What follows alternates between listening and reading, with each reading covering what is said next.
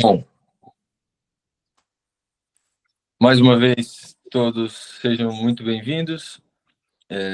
Padre Ricardo, muito obrigado por aceitar o convite, dessa tão modesta preparação à consagração a São José. Aqui eu estou vendo que não temos muitas pessoas hoje, mas essa gravação tem ficado disponível no YouTube, né? Tem outras pessoas assistindo. E esses dias eu ouvi uma frase do São Gregório. Como é que é a pronúncia, Padre Ricardo? Me ajuda. Nazianzen. Nazianzeno. Isso. O segredo é dizer rápido. Assim ninguém percebe que não estamos a dizer bem. Que Deus não é um entusiasta dos números. Ele fala isso dentro de um panorama da crise ariana, não é?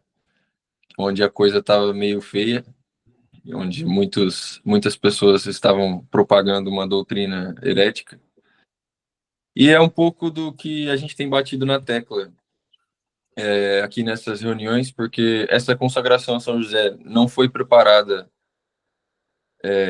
pensando quantitativamente, mas qualitativamente, né? A gente tem tentado seguir os passos da vida interior acompanhados por São José e, sobretudo, hoje que iniciamos a Quaresma, um dia muito oportuno, ainda mais com a invocação José fortíssimo, né? Como a gente viu na meditação de hoje, que é a virtude da fortaleza, e a gente aprofundou nela em relação à morte, etc., juntando com justamente o tempo litúrgico da Santa Igreja. E assim a gente tem trilhado esse caminho juntos, não é? Acompanhados por ninguém mais, ninguém menos, ninguém melhor do que São José para nos guiar nos caminhos da vida interior, para continuar essa preparação, e acredito que tem sido qualitativamente bom e profundo para todos nós. Assim tem sido os testemunhos que a gente tem recebido e o que a gente tem visto. Então, desde já, agradeço a todos por estarem aqui presentes e continuemos firmes. Agora eu passo a bola para o Padre Ricardo.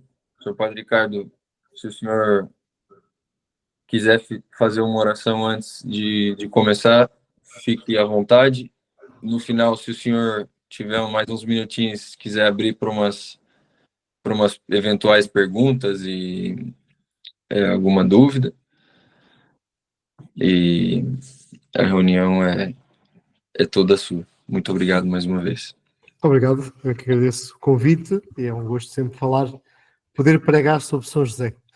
E começámos então por invocar o Espírito Santo para nos guiar neste tempo de meditação, de oração e de aprofundamento da missão de São José nas nossas vidas. Em nome do Pai e do Filho e do Espírito Santo. Amém. Vinde, Espírito Santo, enchei os corações dos vossos fiéis e acendei neles o fogo do vosso amor. Enviai, Senhor, o vosso Espírito e tudo será criado, e renovareis a face da terra. Oremos. Ó Deus, que instrui os corações dos vossos fiéis com a luz do Espírito Santo, fazei que apreciemos retamente todas as coisas segundo o mesmo Espírito e gozemos sempre da sua consolação. Por Cristo nosso Senhor. Amém. Glória ao Pai, ao Filho e ao Espírito Santo, como era no princípio, agora e sempre. Amém. Maria, Mãe da Igreja, rogai por nós. São José, rogai por nós. Em nome do Pai, e do Filho, e do Espírito Santo. Amém. Só uma coisa, Gabriel. Quanto tempo é que eu tenho? Olha, eu posso dizer em nome do pessoal, o tempo que o senhor quiser, mas... Habitualmente, quanto é que é? Vá, não me podem deixar um padre assim à solta. Então... Geralmente uma horita por aí, mas o senhor fica à vontade. Tá bem. Não tenho sabedoria para tanto tempo, portanto vai ser menos que isso.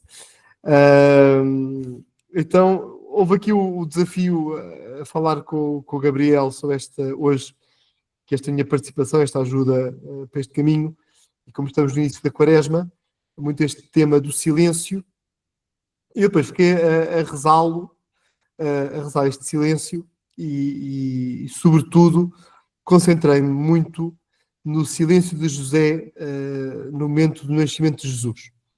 E isto lembrou-me umas representações, umas pinturas que há do presépio, em que, sobretudo, as cenas da Natividade em orientais, ortodoxas, em que a imagem de São José é representada com ou um pastor ou um demónio perto dele.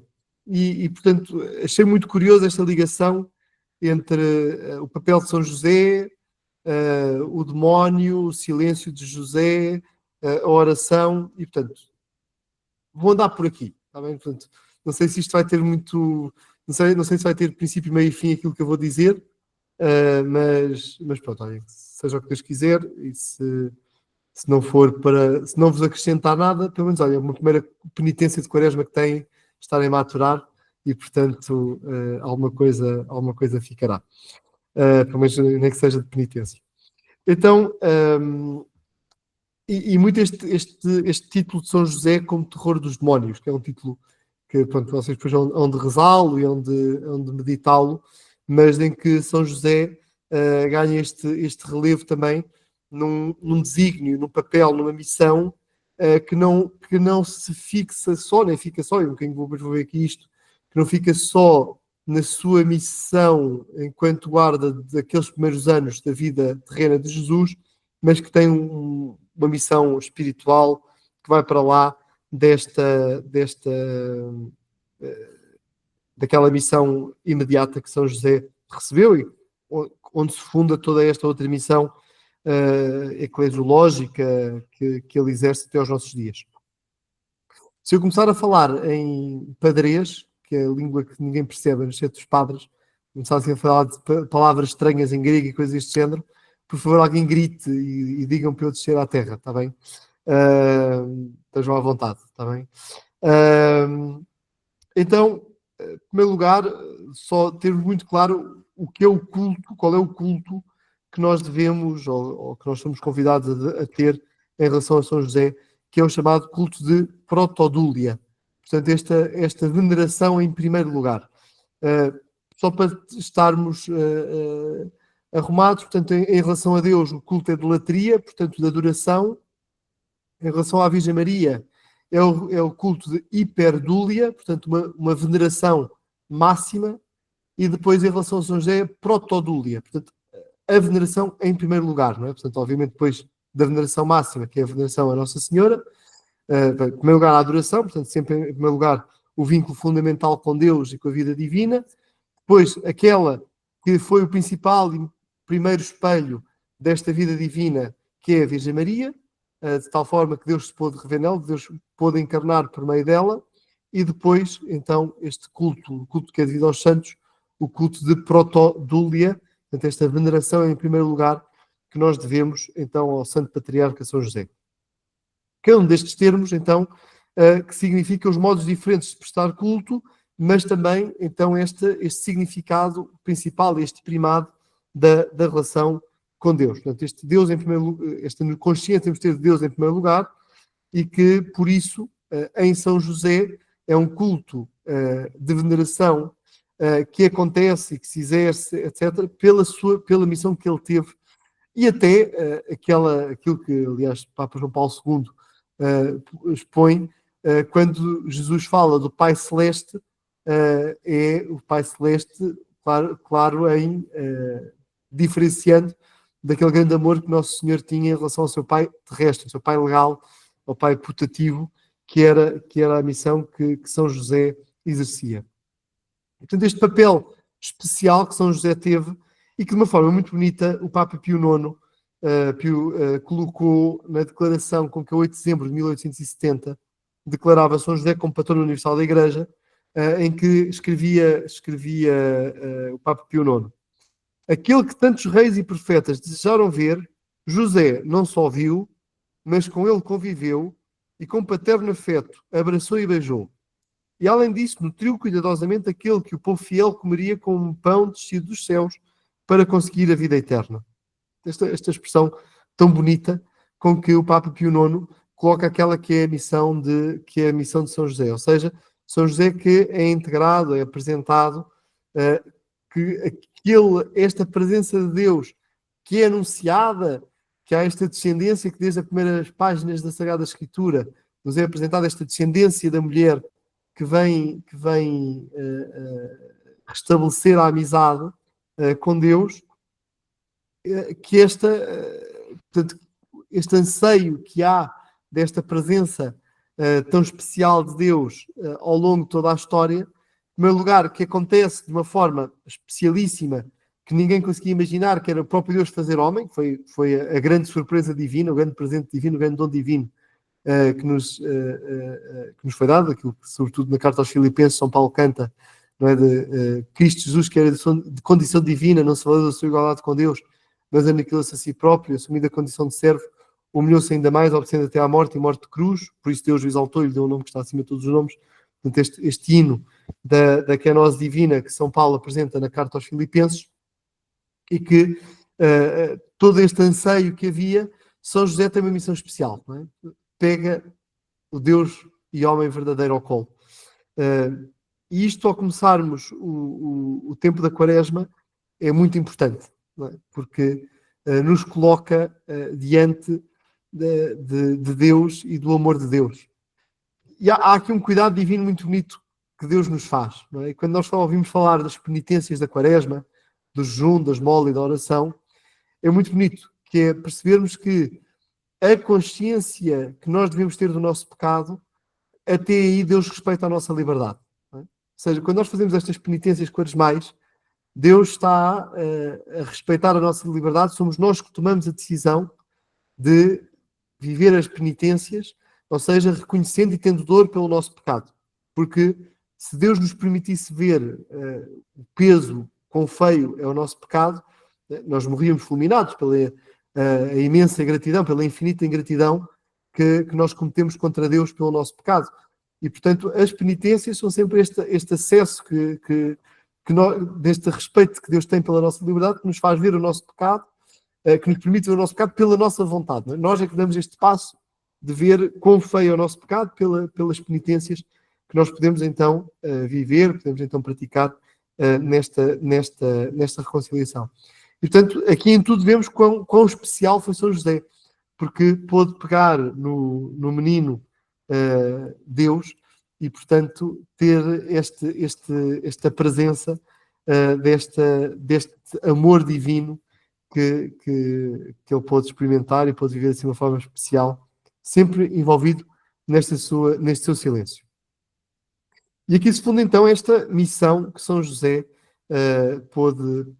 viveu e que continua hoje a viver. E aqui com um aspecto muito particular, e aqui ia buscar a encíclica do Papa Leão XIII sobre São José, em que diz o Papa Leão XIII: se Deus deu São José como esposa à Virgem Maria, deu-lhe não só o companheiro de vida, a testemunha da virgindade, o tutor da honestidade, mas também para que participasse, graças ao pacto nupcial, na sua excelsa grandeza.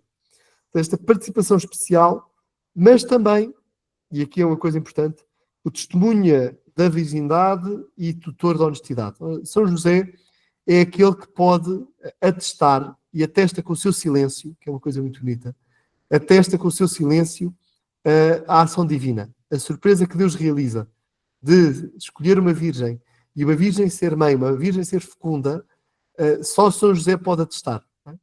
E por isso esta missão de São José, no seu silêncio, não é? Portanto, este silêncio de São José que guarda e que aceita e que abnegadamente, vamos dizer assim, suporta a cruz que é, e que nós sabemos pelo texto do Evangelho, quando diz, o texto de São Mateus, que São José decidiu repudiá-la em segredo, e que depois com esta intervenção do anjo por sonhos e recebe a Virgem Maria e recebe neste silêncio, do silêncio que guarda, do silêncio que envolve, do silêncio que acolhe e deste silêncio que testemunha então a verdade. E isto é uma das coisas muito bonitas da figura de São José. Ele testemunha a verdade com o seu silêncio e, portanto, aquele que não se deixa levar pelas influências diabólicas. E aqui volto àquela referência que estava a dar do presépio, em que São José aparece como a figura do demónio ao lado, né, ou perto dele, porque é aquele que está aquela figura asquerosa ali a fazer? Está, e aqui cito um pintor que é bispo e que diz assim sobre uma pintura destas: na representação do nascimento de Jesus, é costume representar São José tentado pelo demónio.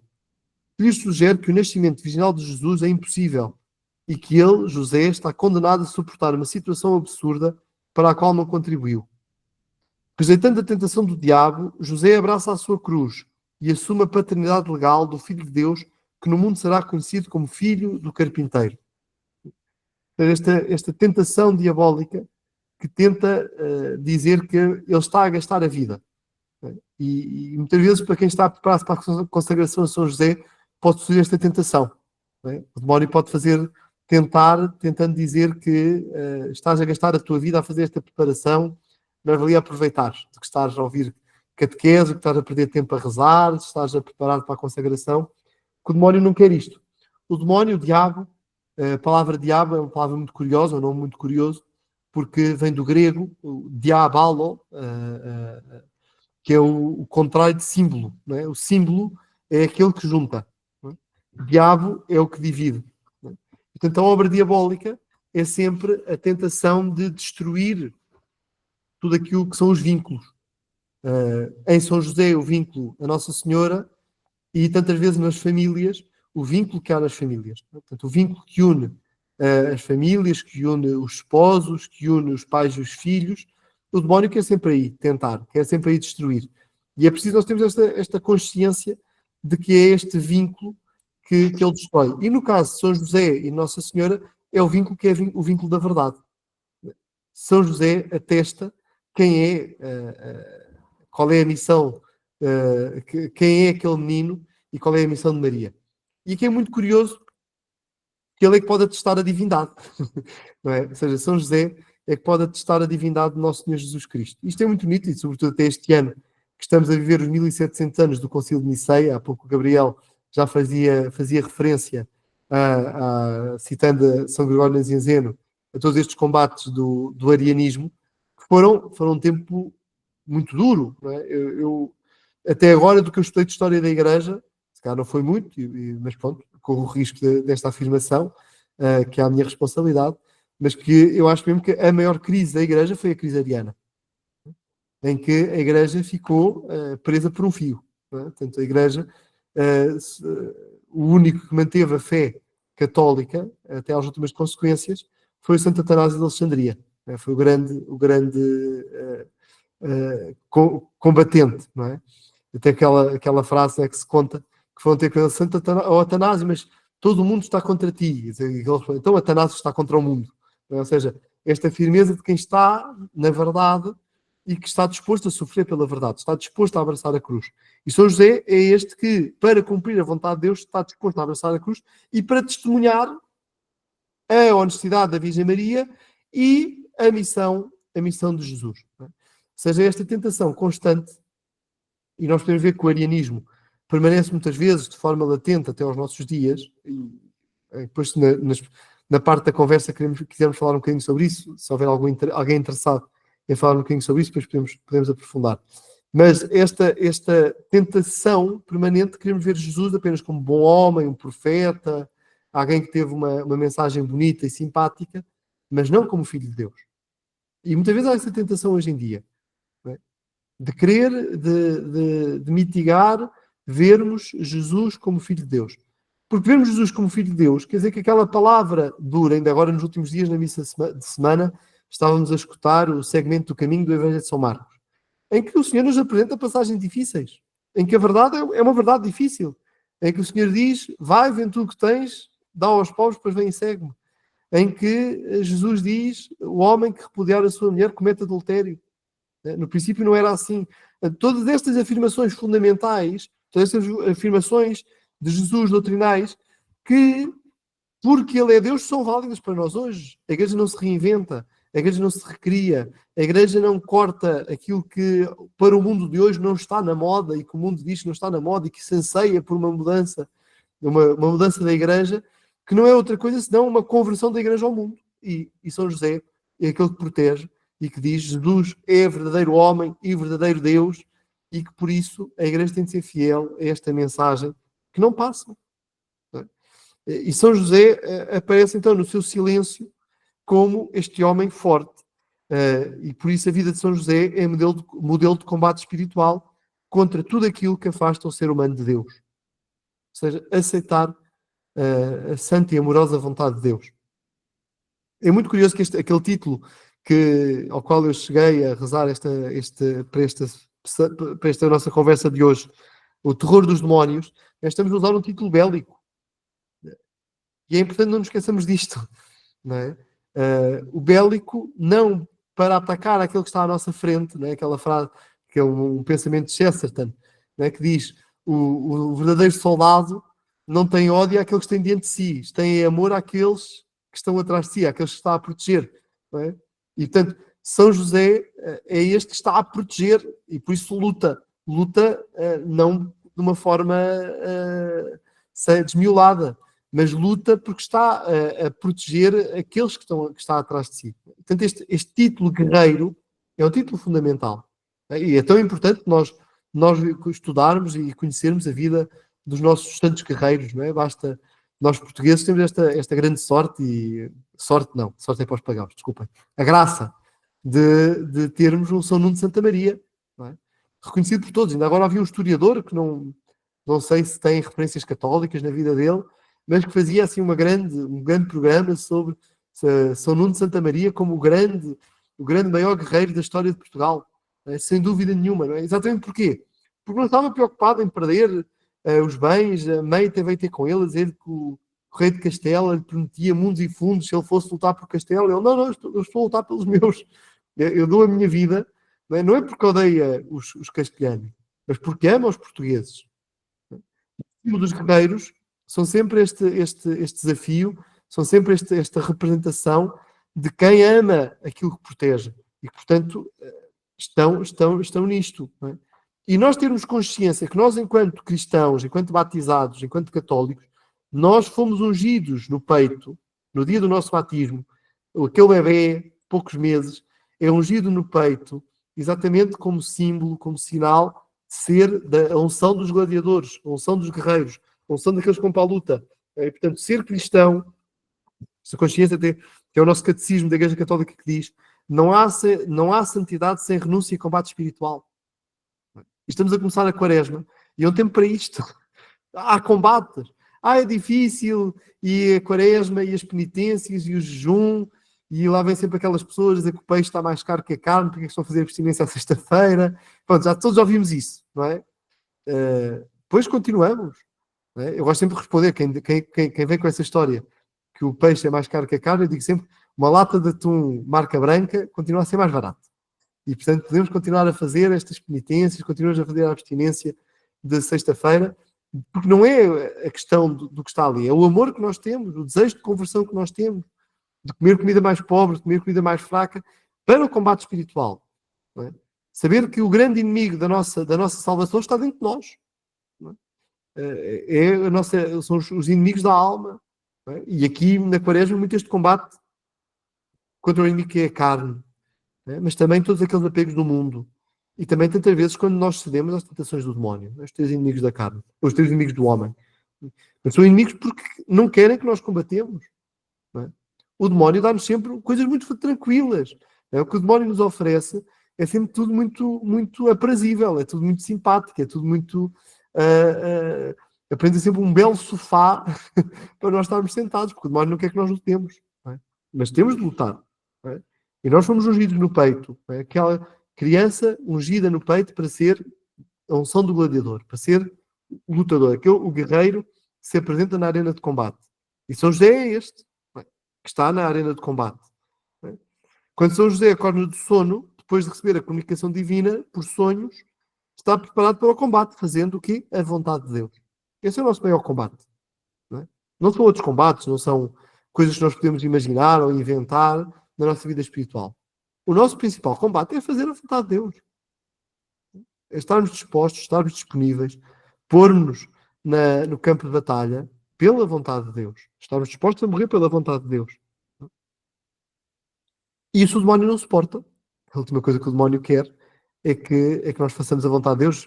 Bem, aí remeto para o próximo domingo, para o Evangelho que vamos ouvir no próximo domingo, das tentações de Jesus no deserto, não é? Mas que são sempre isto, a tentação diabólica é, se és filho de Deus, não é? Se és filho de Deus, transforma pedras em pão, se és filho de Deus, atira-te aqui abaixo. E depois a tentação diabólica por excelência. Se te prostrares diante de mim, tudo isto será teu. Não é? Portanto, todas estas tentações, todas estas influências diabólicas, que são sempre não combatas, não é? Se és filho de Deus, seja, se és filho de Deus, aproveita, não é? Serve-te a ti próprio. E não, se és filho de Deus, não é? Não é se. O cristão não tem se nisto. Somos filhos de Deus. Não temos de estar aqui a provar nada ao demónio. Não é? Ao demónio é dar-lhe uma corrida e pronto. Desculpem a expressão. Não é? E este sono São José, que é um sinal da interioridade. E o tempo da Quaresma é um tempo para cuidarmos do interior, não é? Espero que todos tenham hoje participado da missa, ou ainda possam participar hoje da missa. Não é? Quando Nosso Senhor diz no Evangelho que nós hoje escutamos em Mateus 6, não é? Quando jejuares, quando rezares, quando deres mola, entra no segredo, entra no teu quarto, não é? Há uma das partes que diz, entocriptou, não é? Entra na tua cripta, entra no mais fundo de ti próprio. E que seja aí que começa a conversão. Que seja aí que começa esta relação com Deus, isto tudo que nos transforma, isto tudo que nos toca interiormente, né? E portanto, este silêncio que está ao serviço da vida interior, que está ao serviço da interioridade. Quando vivemos num mundo tantas vezes superficial, quando vivemos tantas vezes no mundo das aparências, quando vivemos tantas vezes num mundo que parece que o que se tem é que tem valor, nós católicos somos os que dizemos o valor do ser humano não está no que ele tem, e temos que dizer uma coisa até muito segura, nem no que ele é. A dignidade do ser humano está em Deus, depende de Deus. Nós católicos muitas vezes caímos nos debates públicos numa coisa muito frágil, não é? Que é, desculpem-me aqui este desabafo, mas fica só como chamada de atenção. Por exemplo, quando são os debates do aborto e coisas assim, e que entram, não, é o direito à vida, é o direito à vida. O direito à vida, isso aí estamos a entrar no combate dos outros. A vida é sagrada, ponto. Não é cá direito à vida nenhum. Não é? Quer dizer, a vida é sagrada, porque depende de Deus. E isto é o que nós católicos temos a anunciar ao mundo. Este é o input que nós oferecemos ao mundo. Fomos criados por Deus, para Deus, e por isso a vida é sagrada. Nós estamos aqui a defender direitos, nós estamos a entrar... Isto muitas vezes é o engodo que nos põe para nós cairmos nos erros das coisas. Pois, se é um direito, então já estamos a ver quais são os direitos que estão em conflito, etc. Não, para nós a vida é sagrada. Por isso, nem pensar no aborto, nem pensar na eutanásia. Não podemos permitir isso, não podemos tolerar isso. Desta interioridade que nos faz reconhecer que é Deus, não é? Que somos templo do Espírito Santo. Uma coisa muito bonita que diz também o nosso catecismo da Igreja Católica. O combate espiritual da vida nova do cristão é inseparável do combate da oração. Se não há combates na oração, agora digo eu, se não há combates na oração, pode não estar a haver progresso na vida espiritual. Pode não estar a haver, a vida cristã pode não estar a ser bem vivida. Há combates na vida da oração. Muitas vezes não nos apetece rezar, muitas vezes é difícil. Então rezamos, então lutamos para rezar. Então procuramos esta presença de Deus, corresponder cada vez mais e melhor a Deus. No meio disto tudo, invocamos São José diante da crise atual da Igreja, não é? Porque ele é aquele que pode garantir o milagre da encarnação. E a crise atual da Igreja não é uma crise de magistério, como tantas vezes as pessoas querem fazer acreditar. A crise atual da Igreja é uma apostasia silenciosa. Muitos católicos que abandonaram a fé católica sem se darem conta. Foram o sapo que se põe na água fria, que vai aquecendo a água até o cozinhar. Não é? A lógica da lagosta suada, não é? Que vamos pondo as pessoas a cozinhar, enlumbrando, não é? Em que chega-se um momento em que se perdeu a fé, totalmente. Um estudo de 2019 que impressiona muito. Fizeram um estudo nos Estados Unidos, só 50% dos católicos acreditavam na presença real de Jesus na Eucaristia. E por isso São José é tão importante, e a devoção a São José é importante. Né? São José é aquele que nos diz, não, está Jesus ali, verdadeiro Deus e verdadeiro homem, corpo e sangue, alma e divindade. São José que defende a Igreja. Tantas pessoas que querem reduzir a Igreja apenas a uma ONG, não é? Uma ONG piedosa, caridosa, cuida dos pobres. Não, a igreja é mais que isso. A igreja é o corpo de Cristo. E por isso São José morre pela igreja. Por isso São José é pai, é patrono, é pai. Não é? Se a igreja fosse uma ONG, então precisávamos de um diretor. Não é?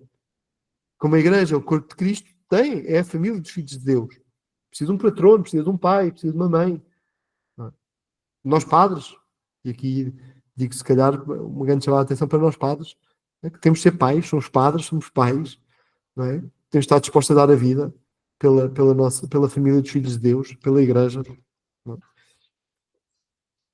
É impressionante quando nós olhamos para os últimos séculos, para as últimas décadas de história da igreja. Temos um magistério tão luminoso como o do Concílio Vaticano II, que afirma a vocação universal à santidade, e esqueceram-se disso. Muitos católicos esqueceram-se disto. Contentam-se com uma vida tíbia, contentam-se com uma vida cristã morna. São José é a testemunha dos milagres que Deus realiza. E por isso, com ele, também nós somos chamados a ser testemunhas deste milagre, que é a vocação à santidade. Este milagre que é cada missa, este milagre que é cada sacramento, este milagre que é cada conversão, cada passo para Deus. Quando hoje em dia se tem medo, não é? Quando uma pessoa se converte, quase há um medo. Já se queres mesmo ser batizado. Claro que quando alguém aparece para se converter, que se quer, eu tive episódios mais engraçados, que foi engraçados porque foi mesmo de graça, da graça de Deus. Né? Uma vez que chamei um estafeta uma refeição do Uber Eats, né? E que o estafeta, quando me vê de padre, eu disse: sou padre católico, sim, ele diz, e que eu disse que sim, sou padre católico, ele disse o estafeta: que eu sou pagão e quero ser batizado. Nunca ouvi isto, ninguém dizer eu sou pagão, nunca tinha ouvido isto. Não é? Este jovem, um homem de 40 anos, encontra um padre que quer ser batizado. Vamos lá tratar disso. Está aqui o número, vamos fazer de preparação para batizado. Não, vem, não é? Vem. E nós temos que ter coragem de anunciar, temos que ser testemunhas do milagre, como São José foi testemunha desta presença de Deus e desta alegria de Deus. Não é? Isto é o grande anúncio que a igreja tem a dar.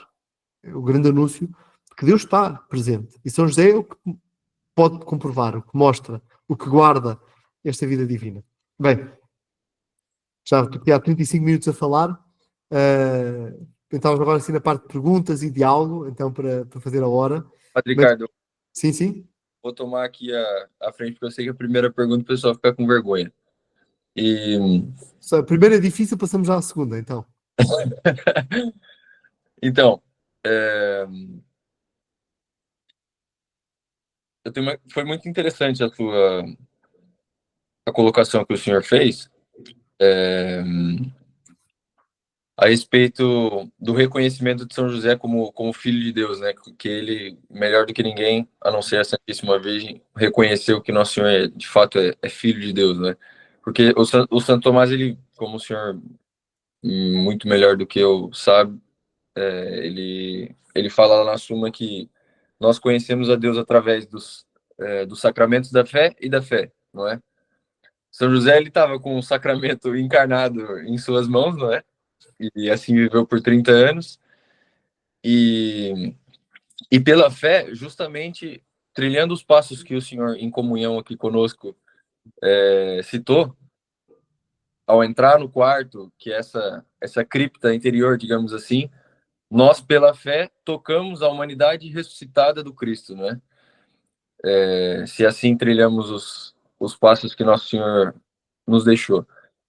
Então, dado só esse ponto, por que, ou melhor, o senhor acha que a crise ariana é ainda maior que a crise de fé que nós temos hoje? Nós já tivemos essa conversa, mas estendo essa questão aqui para o pessoal. E por que a devoção a São José parte do resgate, por assim dizer, da verdadeira fé? Então, e a crise ariana é maior do que a crise que vivemos atualmente, e por que São José tem parte fundamental nessa crise? Olha, eu acho mesmo que a crise atual é um resquentado da crise ariana. Ou seja, acho que nunca desapareceu totalmente. Só que, se já falaram alguma vez da crise ariana, só assim uma breve introdução. Portanto, o arianismo surge no início do século IV, de onde vem o nome, Ario, que faz ali várias confusões teológicas, começa com uma pregação, dizendo que Jesus, Deus é um, e por isso Jesus não podia ser Deus, portanto Jesus também não é bem homem, é aqui uma figura intermédia importante, não sei o quê. Então, isto é combatido no concílio de Niceia, agora estamos a fazer 1700 anos, em 325, e partia do princípio que pronto, a heresia foi combatida, que foi dada como heresia, e está, vamos dizer assim, tudo arrumado, não é? Pensava-se. O que é que estava a acontecer? Há aqui depois uma entrada de uma questão política, e aqui para chamar muita atenção sobre os riscos de, muitas vezes, a Igreja e os católicos se deixarem impregnar por questões políticas. Há a política boa, é uma nobre forma de caridade, mas os partidarismos. Mas o que é que aconteceu? O Império Romano estava a cair aos bocados e era preciso voltar a pôr cola para o Império, não é? E, portanto, um sucessor do Imperador Constantino pensa que então vai ser o cristianismo que vai ser a cola que vai colar o Império outra vez. E então começa a querer apoiar o cristianismo, mas este cristianismo católico, em que Jesus é verdadeiro Deus, verdadeiro homem, consubstancial ao Pai, etc. Portanto, tudo isto que nós professamos na fé, todos os domingos na missa, causa uma grande estranheza, causa ali, e portanto era mais fácil um cristianismo simples, às vezes diziam um cristianismo light, que era o cristianismo ariano. Então os imperadores começam a apoiar os bispos arianos e a promover bispos arianos e a mandar para o exílio os bispos católicos que mantiveram a fé católica. Então começa aqui esta grande crise ariana, que é também uma crise política, mas que é, sobretudo, um olhar para Jesus apenas como um bom homem. Portanto, um homem especial, um homem importante, mas retirá-lo da esfera divina. E qual é o grande problema disto? É que se Jesus fosse só um homem, ou um homem especial, mas homem só, aquilo que ele disse e aquilo que ele fez deixam de ser normativos. Aquilo, em teologia, assim, a palavra que nós usamos, a expressão, deixa de ser o universal concreto. Ou seja, o universal concreto é o concreto de Jesus, da sua palavra, da sua ação, dos seus gestos, que tem um poder, tem uma força universal. Não é? Ou seja, vale para todos os seres humanos, de todos os lugares do mundo e para todos os tempos. E hoje em dia, muitas vezes, é isto que nós vivemos. Ou seja, quando as pessoas dizem a igreja tem de se atualizar, a igreja tem de deixar de ter, tem de começar a ordenar mulheres, a igreja tem de mudar isto e aquilo e o outro que toda a gente quer, a igreja tem de aceitar o divórcio. A igreja poderia adaptar-se se Jesus fosse só um homem. Não é? Portanto, Jesus é só um homem, nós adaptamos a cada tempo. Ora, se Jesus é verdadeiro Deus, quer dizer que aquilo que ele fez e aquilo que ele disse tem validade para todos os tempos. Este é um universal concreto, para todos os tempos, para todos os lugares. E, portanto, quando hoje há, por vezes até mesmo dentro da igreja, quem defenda mudanças na doutrina, mudanças em doutrinas fundamentais, o que está a dizer é que está-se a cair na crise ariana. Ou seja, Jesus disse uma coisa, mas nós agora podemos pôr e dispor, como se aquilo que Jesus disse e aquilo que Jesus fez não fosse normativo para todas as épocas. Não é? Portanto, a crise ariana, o que eu vejo é, quer dizer, na crise ariana ficou por um fio a igreja, não é? Foi o Santo Atanásio que esteve ali até à última e que aguentou, mesmo quando situações muito complexas e que aconteceram. Mas... E ainda foi excomungado, não é? Como? E ainda foi excomungado. Foi tudo um fartote, não é? E portanto, o que eu acho é, hoje em dia, muito das crises que nos chegam hoje são sempre muitas vezes remakes destas crises antigas. Portanto, Níquel novo e sob sol, não é? Nada novo sob o sol, debaixo do sol. E portanto, as heresias, como quando alguém de vez em quando Dizia, há aqui a criar uma heresia, é preciso ser inteligente para isto, que elas já estão todas inventadas. Portanto, quando nós vemos alguns textos que eles são tomados, não é na Suma, mas nos outros textos de São Tomás, em que ele se aventurava mais, em que há curioso, quando São Tomás aqui cria uma heresia e rebate a própria heresia que ele criou, que é assim, uma das coisas assim, incríveis de São Tomás, que ele consegue criar heresias e combater as heresias que ele próprio cria para mostrar a verdade católica. E, portanto, esta afirmação, e em que depois a devoção a São José entronca aqui. Porquê? Porque São José, como patrono da Igreja, como São José, naquilo que é, no seu matrimónio com a Virgem Maria, as qualidades que ele participa, portanto, aquilo que nós louvamos em São José são sempre qualidades participadas. Participadas na união divina e participadas enquanto esposo da Virgem Maria. Tudo isto que nós encontramos em São José deriva sempre desta comunhão com Deus. Portanto, tudo aquilo que é a vida de São José é em comunhão com Deus e é ao serviço da comunhão com Deus. E daqui deriva esta importância da devoção de São José para nos resgatar e para nos ajudar a resgatar tantas vezes da crise atual da Igreja. Obrigado, Padre Ricardo. Pessoal, aproveitem. Fiquem à vontade.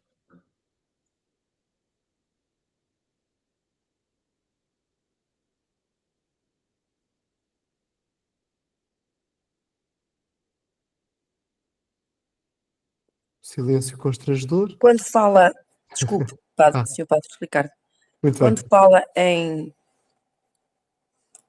São José Guerreiro, em combate, esse combate, relacionando-se com São José, será sempre um combate espiritual ou também um combate que inclua o comportamento humano? Quer dizer, está ligado, mas como é que é de explicar? Por exemplo, temos uma decisão para tomar em relação à saúde, por exemplo, e estamos em combate porque não sabemos se devemos ir para a frente, sabemos estar, não sabemos de ir combater essa luta. Eu gostaria de saber se esse combate também se aplica a este combate espiritual que São José nos imite, não é? Muito obrigado pela questão. Todo o combate de São José é sempre um combate por fazer a vontade de Deus. E, portanto, também nas decisões. Não é? Porque o que é bonito destes quadros, dos quadros da Natividade, sobretudo ortodoxos, do demónio que está ali a tentar São José, que está a dizer, mas estás aqui a gastar a tua vida, mas imagina lá uma Virgem Mãe, estás aqui a ser enganado, estás aqui a desperdiçar a tua existência, não sei o quê. E a resposta de José é o silêncio. Quer dizer, não se dialoga com o diabo e é fazer a vontade de Deus. Não, Deus mandou-me fazer isto. Eu estou aqui, confio. Sei que é verdade isto que está a acontecer. E este é que é o combate. O combate espiritual é sempre o combate pela vontade de Deus. E é esta, como muitas vezes é difícil, nós vemos na história de tantos santos, sobretudo os santos mártires, vemos tantas vezes como o combate por fazer a santa e amorosa vontade de Deus é sempre um combate de vida ou morte. Não é? E, portanto, tem consequências também. Ou seja, não é espiritualista. E é importante que nós, católicos, temos muito cuidado com os espiritualismos. Acharmos que há coisas que são só espirituais. Não, toda a espiritualidade é profundamente encarnada. O Verbo encarnou e, portanto, tudo aquilo que são as nossas decisões tem sempre consequências. Quer dizer, o que nós vemos de relatos de exorcismos e etc., são sempre relatos de como o espiritual tem uma influência tremenda aqui no físico. Não é? Tudo é o real. E é importante nós nunca nos desviemos disto. Nós temos de voltar à lógica de Suma. Não é? A suma teológica, a suma contra os gentios, as grandes sumas da Idade Média viam toda a realidade a partir de um princípio unificador. Não é? Deus, o mundo, o homem. Não é? E tudo sempre à luz daquilo que é a vontade divina. E nós muitas vezes caímos muito na lógica do Pierre Bayle e da enciclopédia, não é? Que é dividir a realidade por ordem alfabética. E portanto pensamos que uma coisa é o espiritual, outra coisa é o físico. Não. Tudo tem de estar ligado. Nós somos uma só coisa. Temos sempre ter muito, muito cuidado com estas divisões.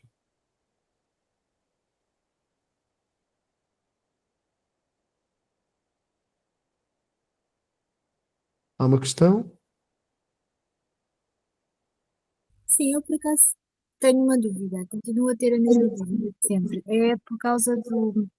Quando se faz referência que São José quer repudiar Nossa Senhora, mas aí a causa que nós temos visto é que ele não se acha digno, mas também não consigo entender muito bem a causa de São José querer repudiar Nossa Senhora.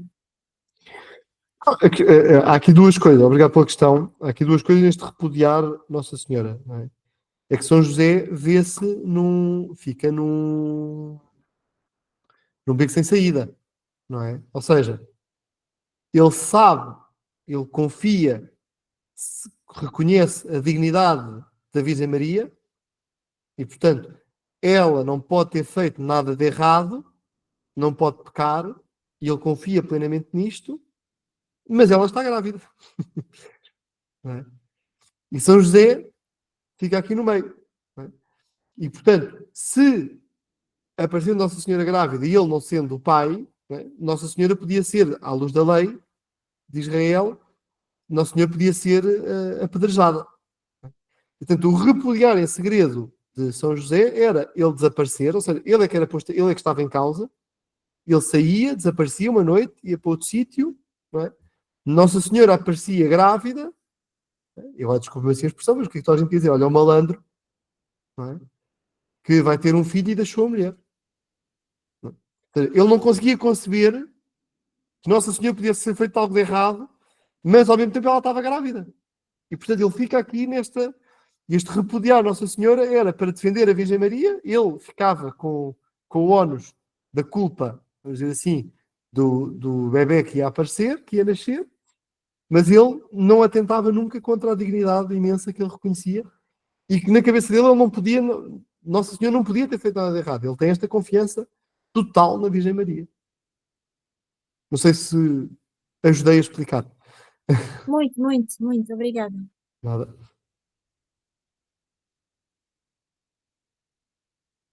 Mais questões?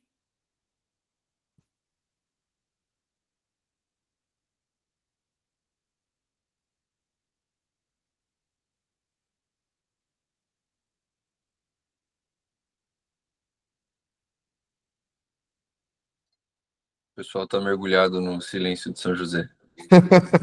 Sim, boa noite. Devia ter sido outro tema. Boa noite, eu entrei só agora porque venho da reunião da consagração também a São José, mas nos Arautos. E estava a ouvir a dúvida que estava a responder agora, e essa dúvida sempre foi a dúvida que eu tive. E ao ler agora nestas meditações diárias, consigo perceber que São José, por ser justo, não podia faltar com a verdade. O repúdio dele não é tanto repúdio, era mesmo não faltar com a verdade. Ele sabia que não era o pai. E sabia ao mesmo tempo que a Virgem Maria era santíssima, portanto, não é? Pelo menos eu entendo assim, entendo como sendo justo e não podendo faltar com a verdade, estava-lhe a custar saber como viver omitindo essa verdade, de que ele não era o pai. E ao mesmo tempo... Ficou ali num nó, não é? Nossa Senhora não pode Sim. ter nada de errado, mas está grávida e, portanto, ele preferia ficar ele com o ónus, fugia, repudiava em segredo, sim. não é? Fugia e pronto. E depois ele aqui ia ficar mal visto. Mas conseguia proteger e defender a dignidade da Virgem Maria.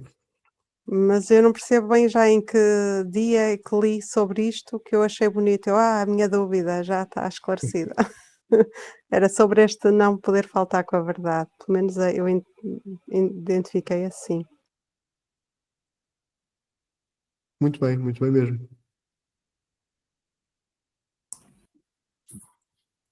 Dulce, força. Eu estava a pensar, eu também tenho tido alguma dificuldade em perceber, não quer dizer que eu não compreenda tudo o que tem estado a ser dito, mas a mim pessoalmente não me choca que São José, na altura em que percebeu que Maria estava grávida, e que ainda não sabia, apesar de saber que ela não teria feito algo de errado, mas não tinha a noção de que nós temos hoje de quem é Maria.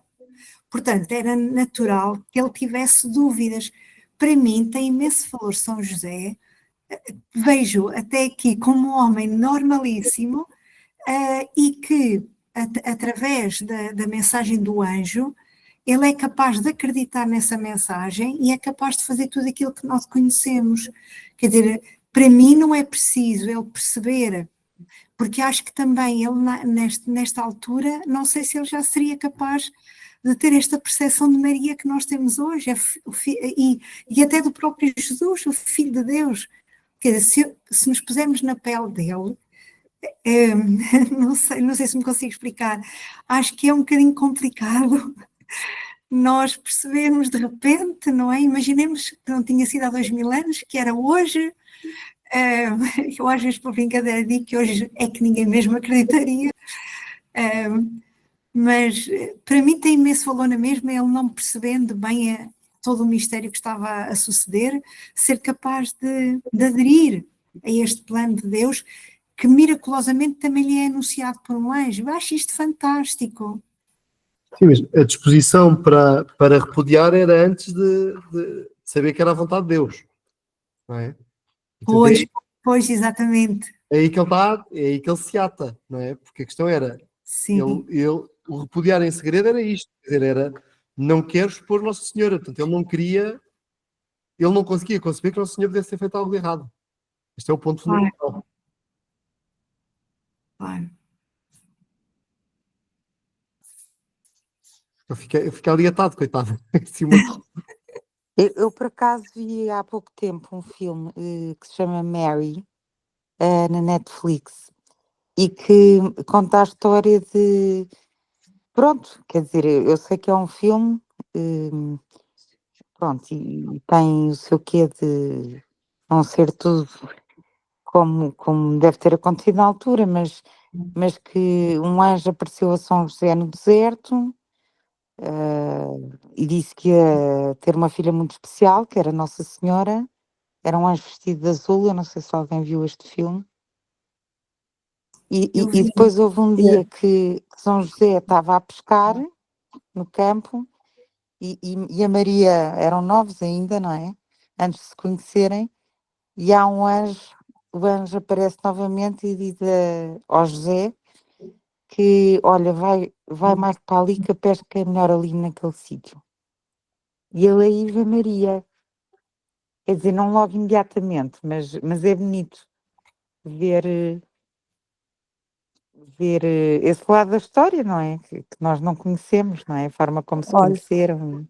E eu vi o filme e confesso que eu acho que tem ali muitos erros de leitura Pois, bíblica. Eu acho eu que também sim, tem mesmo muitos eu também não, erros, eu acho. eu também não sei, não é? Uhum. Mas achei bonito. Achei bonito. O Dulce, Mitch, sobre a situação.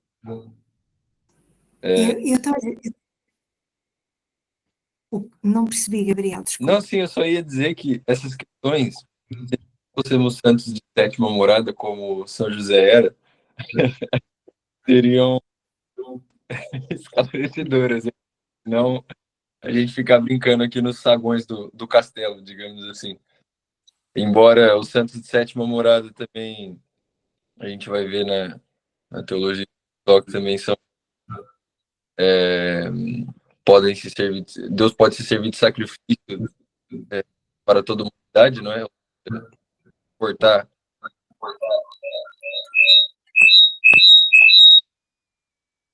dada a semelhança deles com Cristo, podem suportar parecidas com a dele, mas teriam coisas mais claras, com certeza, dado o grau de luz que nós teríamos dentro de nós, se nós fôssemos santos de sétima morada. Enfim. Pessoal, pergunta, 3 minutos.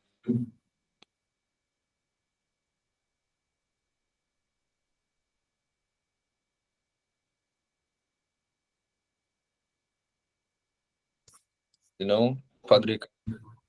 Muito bem. Então, se Eu- não há mais questões, Sim, então, mas agradeço muito. Se o senhor quiser terminar com uma oração, fique à vontade. sim. Eu convidava a rezarmos a Nossa Senhora e que pedindo a sua intercessão, também pedindo nesta Ave Maria a intercessão de São José. Peçamos que, como ele guardou a Sagrada Família e todos os perigos que ameaçavam o menino Jesus, também hoje defenda do erro e da falsidade de todos os que fraquejam na fé, ou os que estão mais sujeitos aos erros. Rezamos também, e nestes dias de uma forma muito especial, rezamos por toda a Igreja e rezamos de uma forma especial pelo Papa Francisco, pela sua saúde, para que também, como sabemos, o Papa Francisco, bem devoto de São José, que voltou a pôr São José em todas as orações eucarísticas, que também sinta nestes momentos de maior fragilidade, de maior sofrimento, esta intercessão do glorioso Patriarca São José. Ave Maria, cheia de graça, o Senhor é convosco. Bendita sois vós entre as mulheres, bendito é o fruto do vosso ventre, Jesus. Santa Maria, Mãe de Deus, rogai por nós, pecadores, agora e na hora da nossa morte. Amém. E abençoe-vos Deus Todo-Poderoso, Pai, Filho, Espírito Santo. Amém. Então, muito obrigado mais uma vez, Gabriel, e uma santa noite para todos e continuação de boa preparação para a consagração. Muito obrigada, Padre Ricardo, por ter